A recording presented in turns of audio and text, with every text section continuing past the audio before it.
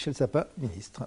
Je pense que le premier élément, c'est la passion pour la chose publique. En fait, la chose publique, au départ, pour moi, c'était l'archéologie.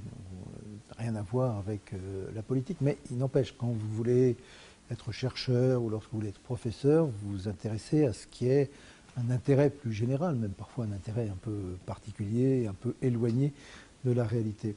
Et une passion aussi pour la chose publique au sens où c'est le fonctionnement de l'État, le fonctionnement d'une collectivité locale, les débats politiques. Et donc très vite, mai 68, pour moi, j'étais en observateur, pas en acteur, j'avais 16 ans, mais en observateur extrêmement attentif à la densité des débats, aux sujets qui pouvaient apparaître, émerger, aux contradictions qui pouvaient exister, y compris des contradictions au sein de la gauche elle-même.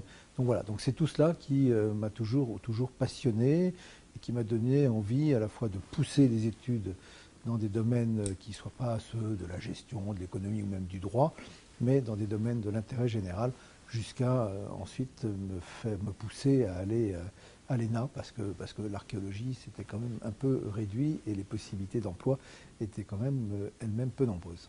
Mes parents, par définition, c'est un père et une mère. Mon père me pousse pour être ingénieur, ce qu'il était. Ma mère me pousse pour être dans le domaine littéraire. Et donc, je suis rentré à Normal Sup parce que j'étais poussé par cette tradition-là, cette partie-là de la famille qui s'intéressait énormément à la littérature, à la philosophie, à l'art, à l'histoire, à la géographie, qui a été par ailleurs ma spécialité à Normal Sup.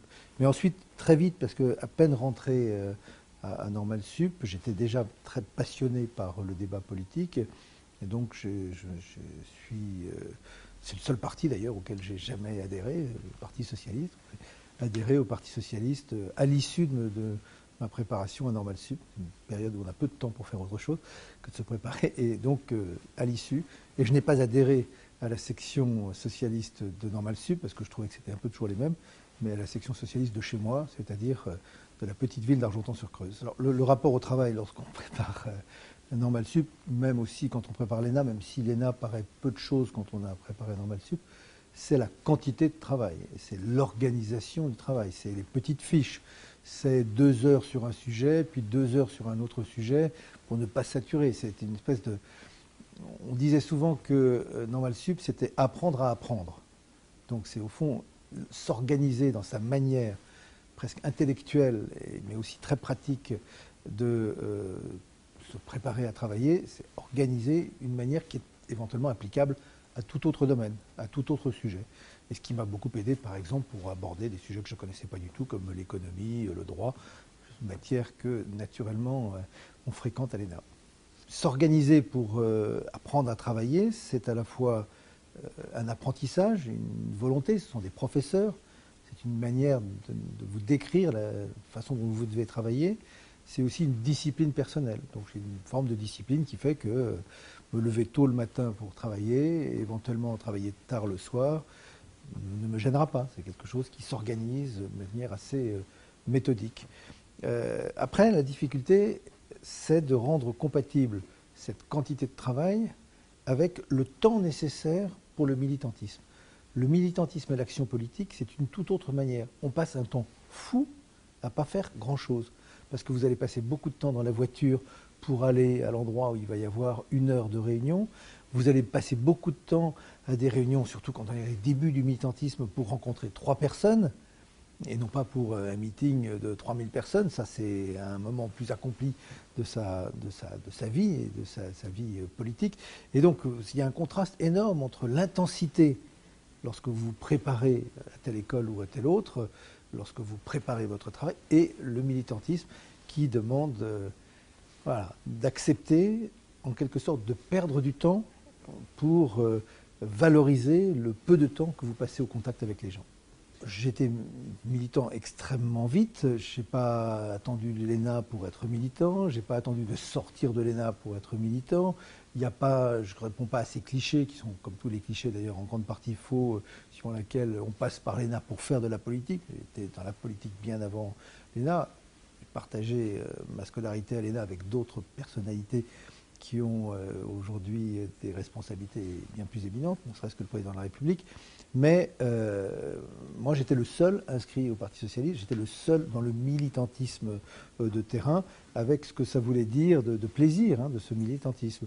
Dans une petite commune, j'étais candidat aux élections municipales dès 1977, pendant mon service militaire. J'ai été ensuite très actif dans ce département de l'Inde pour les élections de 78, et puis après, très naturellement et extrêmement vite, 81, je déboule en étant élu député. Bon, j'ai un principe depuis le début, on peut discuter, c'est que la politique n'est pas un métier. Mon métier, aujourd'hui, c'est magistrat. Si je n'étais pas ministre, je serais magistrat. Mon métier aurait pu être archéologue, mais j'aurais pu devenir ministre en étant archéologue. Mais mon métier aurait été archéologue. Ce n'est pas un métier. Et il faut d'ailleurs combattre cette idée, suivant laquelle on peut être dans un métier, on peut vivre, heureusement, on est payé pour l'action politique que l'on mène, mais on ne vit pas de ce métier. Et si on est dans un métier, on se coupe d'un élément fondamental, c'est que la vie politique, la beauté de la vie politique, c'est sa précarité. On peut, du jour au lendemain, ne plus être élu. On peut, encore plus, du jour au lendemain, ne plus être ministre. Et si jamais on n'a pas ça en tête, à ce moment-là, on s'inscrit dans une forme de durée qui serait comme une forme de dû, comme dans une habitude de vie qui est certes agréable, mais quand même assez contraignante. Si on ne se met pas dans cette idée, en tant que ministre, on oublie comment on conduit une voiture. Or, conduire une voiture, savoir conduire une voiture, c'est absolument décisif pour conserver son autonomie, sa liberté d'esprit, sa liberté de penser. Donc, la contrainte, elle rend nécessaire de garder cette liberté propre, cette capacité à redevenir ce que l'on est naturellement, c'est-à-dire Michel Sapin, magistrat, habitant chez lui et s'occupant pendant un certain temps de ses enfants et attendant peut-être qu'un jour il y ait des petits-enfants. Voilà. Ça, il faut y faire très attention. Et ceux qui n'ont pas fait cela sont parfois tombés dans des dérives comme si la politique était un dû alors que c'est un devoir. Pour essayer de garder ce qu'on appellera peut-être le sens des réalités, le sens de la vie quotidienne, c'est pas simple. Parce que dans la fonction, il faut assumer sa fonction. Il ne faut pas refuser la fonction. Il ne faut pas refuser, y compris ce qui va avec la fonction. Lorsqu'on arrive quelque part officiellement, on a un chauffeur et il y a quelqu'un qui est là, qui est l'officier de sécurité. Et si vous dites non, c'est moi qui prends le volant et j'arrive comme ça, vous n'êtes pas dans la fonction. Et vous serez considéré par tout le monde comme anormal, ne jouant pas le jeu, si je puis dire. Donc il faut être dans la fonction. Et en même temps, il ne faut pas être enfermé dans la fonction. Et pour ne pas être enfermé dans la fonction, écoutez, c'est assez simple. Il faut que lorsqu'on est en vacances, on est en vacances. Et on est en bicyclette. Et je fais de la bicyclette. Et on fait ses courses. On ne fait pas ses courses parce qu'il y a quelqu'un qui prend une photo pour vous voir en train de faire vos courses. Le faire parce que c'est comme ça que ça doit être. On doit conserver des lieux où l'on vit normalement, où les gens vous parlent.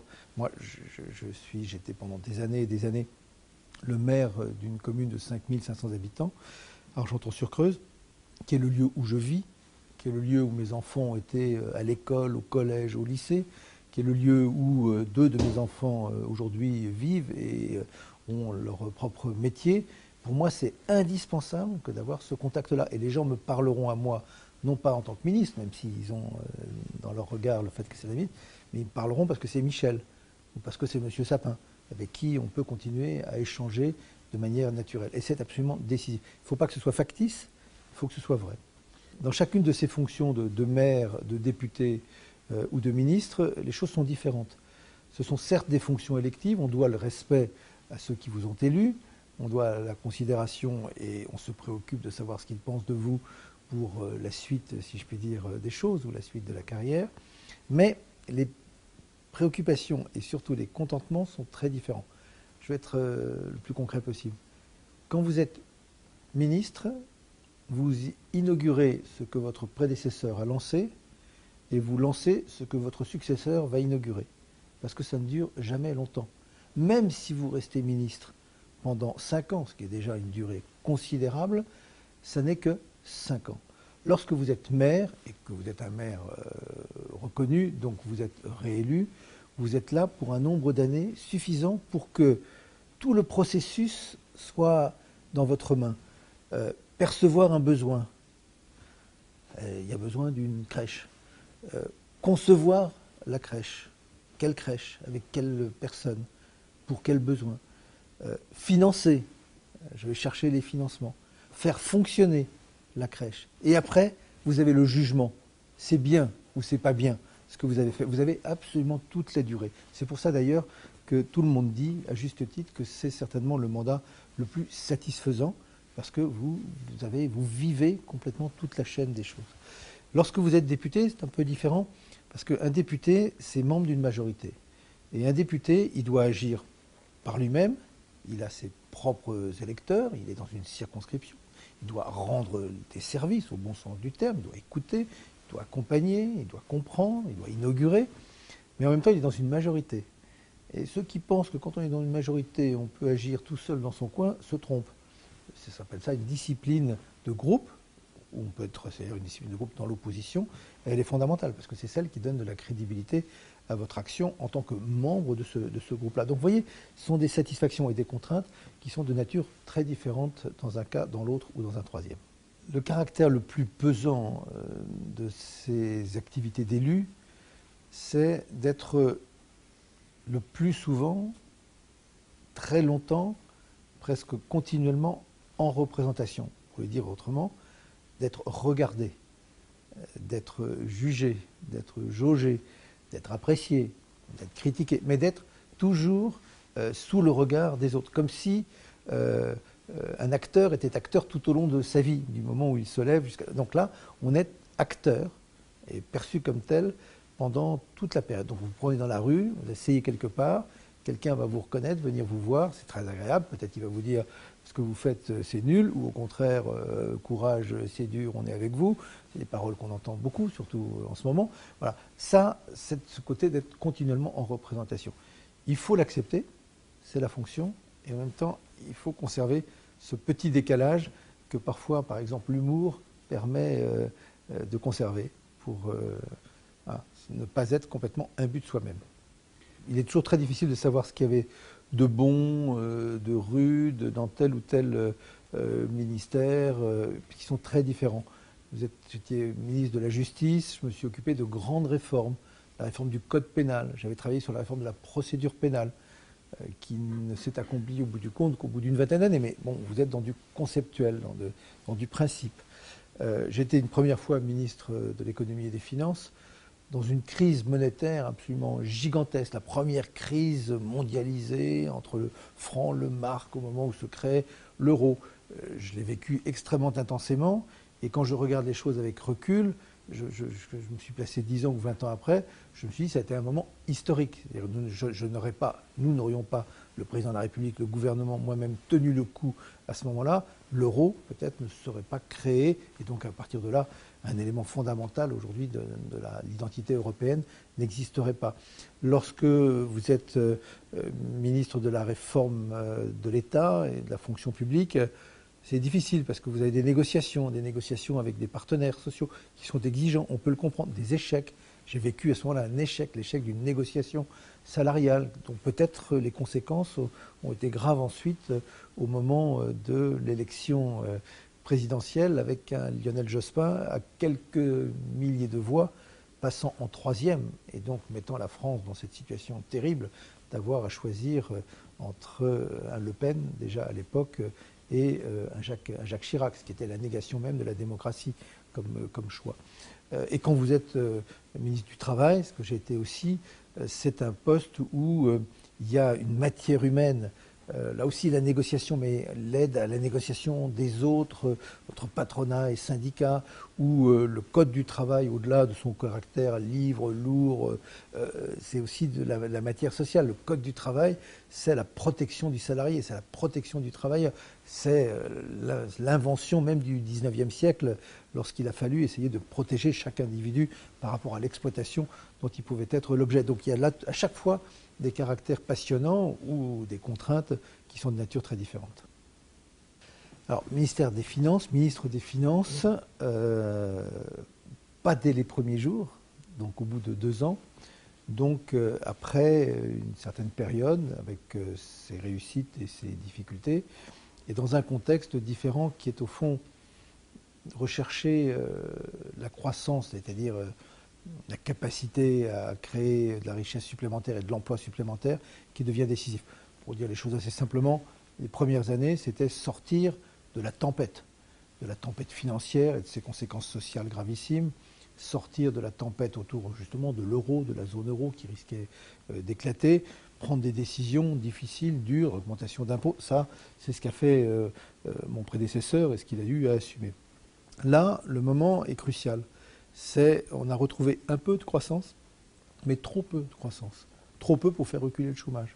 Trop peu pour recoudre le tissu économique. Trop peu pour permettre de diminuer suffisamment le déficit de la France et diminuer la dette que les Français trimballent avec eux et qu'ils lèguent à leurs enfants. Et donc il faut trouver une croissance supplémentaire dans un cadre qui est un cadre européen. Et donc être ministre des Finances aujourd'hui, c'est s'intéresser à la France, s'intéresser aux Français, essayer de trouver avec les chefs d'entreprise les moyens pour que les entreprises aient une capacité à investir, une capacité à créer des emplois. C'est discuter avec les Européens, parce que nous ne sommes pas tout seuls. La croissance en France, elle ne peut pas se faire indépendamment de ce qui se passe chez nos voisins, pour trouver, donc avec mes interlocuteurs, avec les autres ministres des Finances, les moyens d'investir plus, de soutenir l'activité, faire en sorte que les PME, PMI retrouvent des financements qui leur permettent de porter leurs projets, d'acheter la machine dont ils ont besoin, de créer là encore l'emploi qui serait nécessaire. C'est ça le cœur de mon activité, avec une difficulté, c'est que tout ça paraît un peu lointain. Quand vous êtes en contact avec les ministres des Finances au Fonds monétaire international à Washington, c'est loin. Même lorsque vous êtes à Bruxelles, avec le côté anonyme de Bruxelles, l'Europe, etc., ça peut paraître un peu lointain. Alors que, au fond, c'est très concret. Ça doit avoir des conséquences extrêmement concrètes pour les Français. Le rapport de force, c'est la caractéristique de la politique. On est toujours en rapport de force. Ça ne veut pas dire en rapport de violence, hein. Pas forcément, ça peut être parfois très violent, mais il y a toujours un rapport de force. Parce que lorsque l'on est ministre, on ne prend que des décisions difficiles, contestables, où il y a beaucoup d'arguments pour et beaucoup d'arguments contre. Toutes les décisions faciles, elles sont prises avant. Ne remontent au niveau d'un ministre que les décisions pas faciles. C'est normal, d'ailleurs. C'est pour ça qu'il y a des ministres. C'est pour ça qu'il y a des gens qui sont des élus ou des représentants du peuple ou qui sont responsables devant les représentants du peuple. C'est pour prendre ces décisions-là. Donc ça, c'est la caractéristique de ce métier. Les décisions sont difficiles, les décisions sont contrastées. Sauf qu'il faut beaucoup réfléchir avant et ensuite, il faut de la cohérence et de la permanence dans la mise en œuvre de ces décisions. Le pire en politique, dans ces cas-là, c'est les changements de cap perpétuels, les zigzags. Ça, on est sûr que personne n'y comprend rien et que les résultats ne peuvent jamais être là. Un ministre, dans le contexte d'aujourd'hui, dans ce gouvernement, peut-être dans d'autres gouvernements, mais a peu de temps à soi. Et puis ensuite, je pense que chacun s'organise aussi à sa manière. Donc, ma manière à moi, c'est à 6h30, je suis au bureau. Il y a devant moi une pile ou deux piles de parapheurs. Un parapheur, c'est l'objet dans lequel il y a les lettres assignées avec les documents qui expliquent le contenu de ces lettres assignées. Et donc, il faut passer de la pile qui est haute comme ça à la pile qui est haute comme ça, ou plus exactement, on passe de la pile arrivée à la pile départ. Ça, plus la lecture des journaux, plus se tenir informé, parce que maintenant il y a d'autres méthodes pour se tenir informé, et on peut attaquer la journée vers 8h, 8h30, en ayant déblayé tout cet aspect-là des choses. C'est souvent aussi le moment où moi je réfléchis le plus. C'est le moment où on n'est pas dans la contrainte immédiate, où un rendez-vous immédiatement suivi d'un autre, sans qu'on ait vraiment le temps de préparer le deuxième rendez-vous. Il vaut mieux l'avoir fait auparavant. Et la journée, elle est faite de rendez-vous et de rendez-vous et de rendez-vous, ce qui est normal. Les gens veulent vous voir ou les gens vous demandent à ce qu'on vienne les voir. C'est le cas pour un Premier ministre, c'est le cas pour un Président de la République. Et un ministre des Finances voit le Président de la République toutes les semaines, voit le Premier ministre toutes les semaines, ce qui est parfaitement logique pour parler des sujets, parler des circonstances, parler des décisions à prendre. Le meilleur moyen d'équilibrer le stress, c'est d'être équilibré soi-même, pas de le faire à partir de tel ou tel produit extérieur. Cela dit, ceux qui aiment le thé doivent boire du thé, ceux qui aiment le coca light doivent boire du coca light. Moi, je n'aime ni le coca light ni le thé, donc je bois du café. Les conseils des ministres peuvent se passer de manière extrêmement différente. J'ai connu des conseils des ministres avec 30 personnes autour de la table. La salle est énorme, la table est énorme, et vous entendez à peine celui qui s'exprime à l'autre bout de la table. Dans ce cas-là, il y a beaucoup de formalisme. On passe les sujets les uns après les autres, on attend que votre tour arrive, et puis on attend que la fin du Conseil des ministres soit terminée. On écoute attentivement ce que dit le président de la République ou le Premier ministre, et on repart avec ça, mais on n'a pas appris grand-chose de la part des autres. En ce moment, là, dans ce gouvernement, le nombre des ministres est extrêmement réduit, 16 ministres, ce qui veut dire qu'avec les deux, le Premier ministre et le Président de la République, nous sommes 18 autour d'une petite table, dans une petite salle, et où on peut tous se toucher, où on s'entend en chuchotant. Pas besoin de lever le ton. Et donc là, l'atmosphère est très différente. Il y a une sorte d'échange, d'écoute, d'échange, de capacité même à intervenir sur chacun des sujets qui est beaucoup plus grande. Et c'est de ce point de vue-là beaucoup plus passionnant et je pense beaucoup plus favorable à une certaine cohésion. On peut avoir des nuances, on peut exprimer des divergences même, mais comme elles ont été exprimées, comme elles ont été échangées, ça permet ensuite de recréer une cohésion plus forte.